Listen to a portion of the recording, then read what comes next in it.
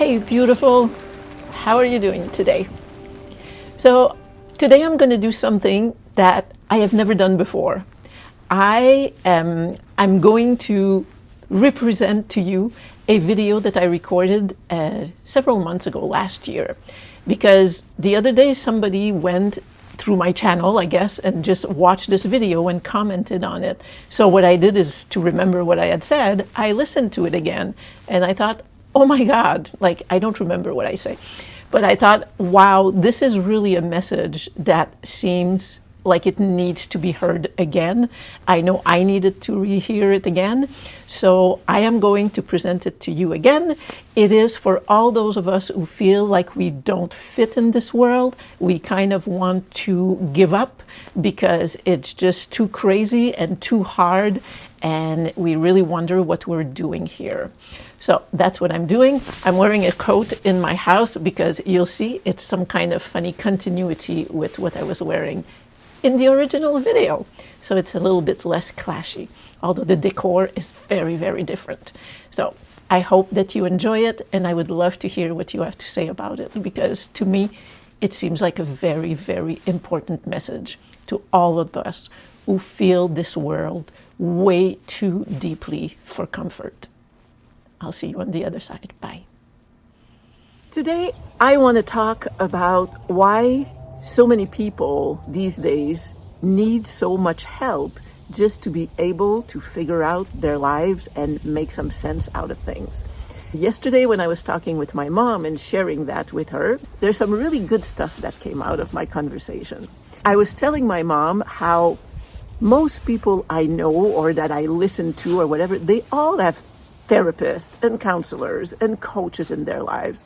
And she was saying, what is wrong with the world today that so many people need to seek help in order to just figure out their lives or just to find some happiness or some peace?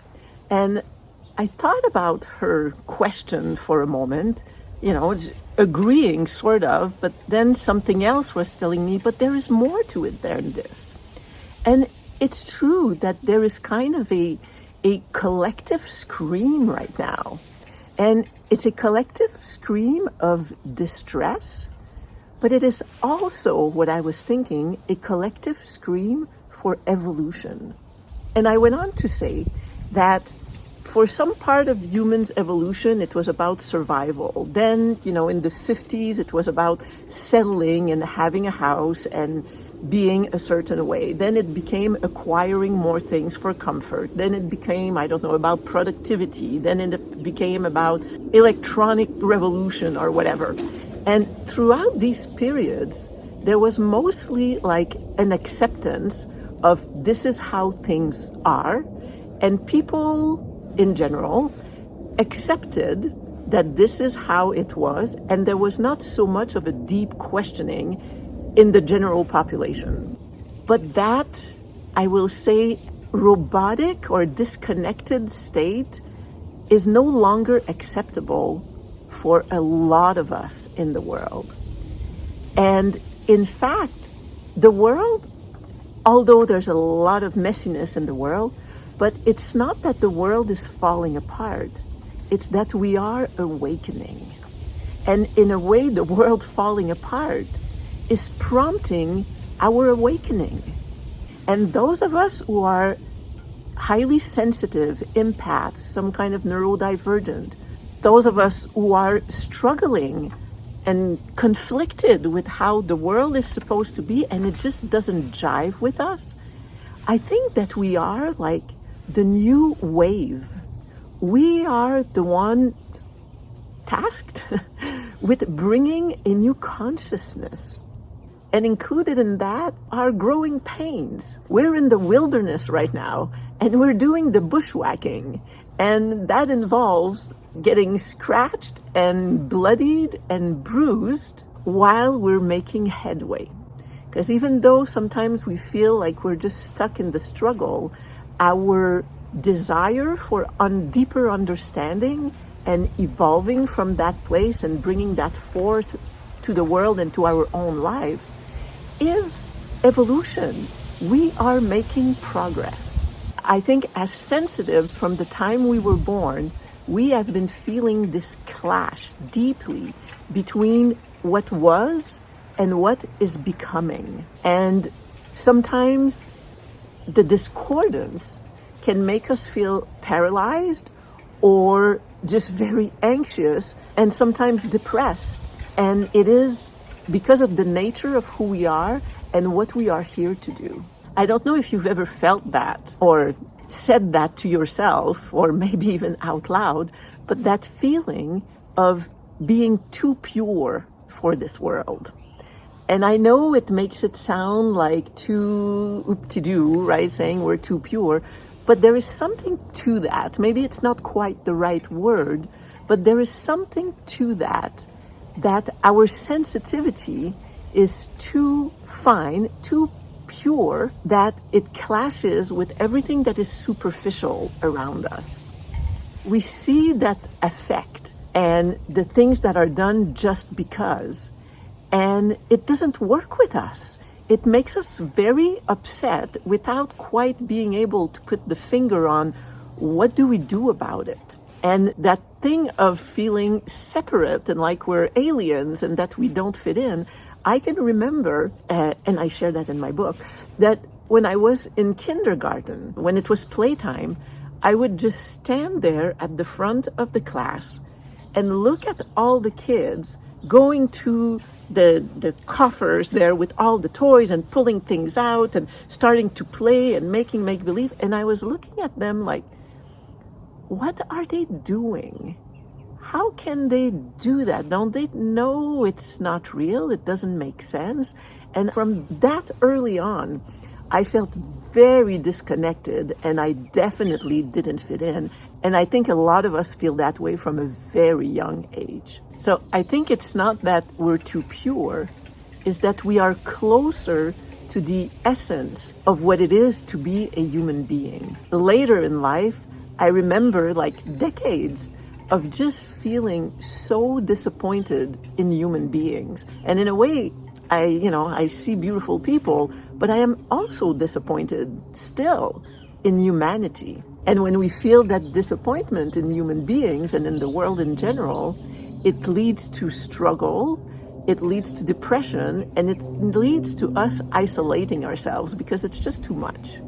And it's interesting because, like I was saying before, I really believe there is a purpose to our sensitivity and that we are part of this new wave of consciousness. But because of how we are made in the world we're in, it's paradoxical, but we are both warriors and victims. And we go from feeling like one to the other, from one to the other. And sometimes, like I said, we're in the middle and we're just kind of paralyzed. It's like, am I this warrior and it's time for me to go into the world and reveal myself? Or am I this victim that the world is just like pushing down on and there's just no way to find a breath?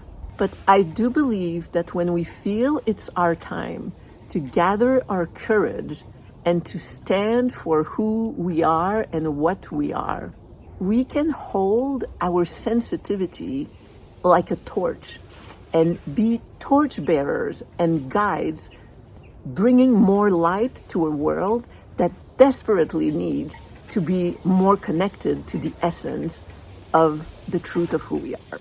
So the takeaway from this is, my dear neurodivergent family, empaths, sensitives, people who struggle and find life hard because it is so far from being authentic. We are right where we belong. We are meant to feel all this. We are meant to be this piece of the population at this moment in time who feel this discordance deeply and who stay there and don't give up and keep feeling it, because we are the bridge. We are here to bridge the gap between a time of less awareness to a time of more consciousness. We are here to move humanity just by our awareness and our sensitivity and our feelings towards something that is more real. So part of our job is to feel. Part of our job is to understand ourselves so that we get even closer to our essence. Part of our job is not to give up and to absolutely, unapologetically be who we are, knowing that our deep feelings and awareness have purpose. We were placed here to be the containers, to be the holders, to be like the underpinning or the pillars that will hold the bridge of what was and what is to be. So let's spread the word. Okay? We need each other. Bye. I love you. So, what did you get out of this? I hope you got something out of this. I've listened to it a couple times. I still really like what's in there. Please let me know in the comments. Share the video, share my channel, it's really, really helpful to me. And before I close this video, I want to tell you that I have not created a class, a program, or anything that is online for you to purchase. It's all about my videos. But the one thing that I did write for you is my book. It was an unreasonable calling, and it was written against all odds. It's an unusual memoir that I wrote in real time as I was trying to figure out life, so that we could all see that the craziness that sometimes we feel in our heads, the humor, the beauty we can find, and the struggles that we have, we're not alone. We share so much of it. And strangely, even though it doesn't look like it, but I don't really care for all my stories to be out there, there's a reason behind it, a deep reason for me. I don't know if you remember the movie Contact. I think it was in the 90s with Jodie Foster, about alien existence. And at the end of the movie, I think it's the very last sentence, she says, the universe is a really big space. It seems like if it was just us, it would be quite a waste of space. And this is how I have felt about my life.